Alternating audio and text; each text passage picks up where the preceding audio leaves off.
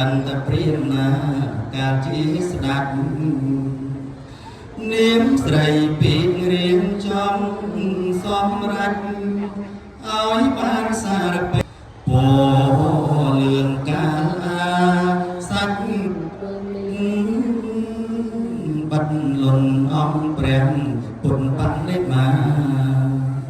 ព្រះអិនជាជាងឆ្នៃរចនាថ្វាយពោសាធុកាពេញផែនដីក្រហមជាពោជាងបេះដូង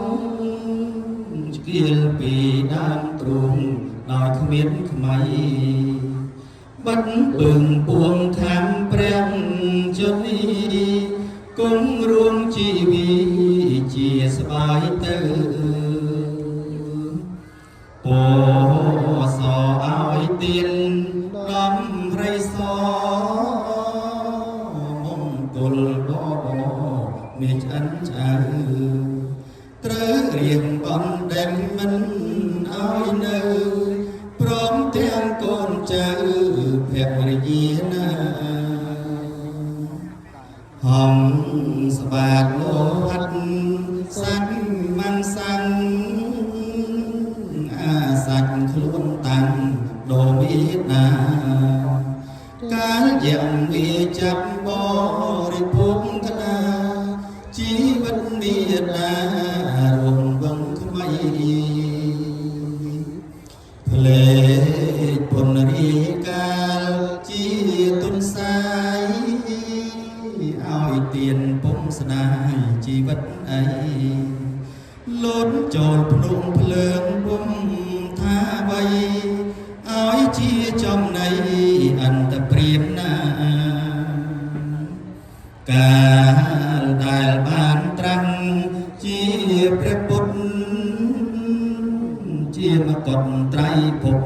ក្នុងលោកាពោទាំង6នេះសោតណាខ្លាយមកកើតជាឆោពនរាំងសៃពេលនេះក្នុងលោកគេសន្មត់យកពណ៌នេះកត់ជាសេចក្តីហើយទុំសាសនាព្រះចិនស្រី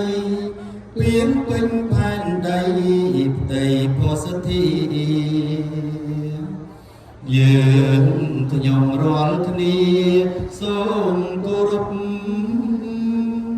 វន្ទាចំភពទុំសាសនាសូមមានអង្គុលឈ្នះមេរីសត្វត្រូវនីនី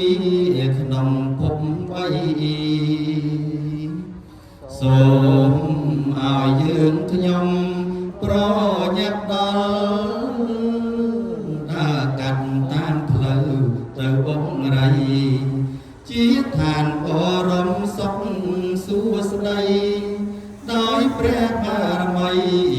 និព្វា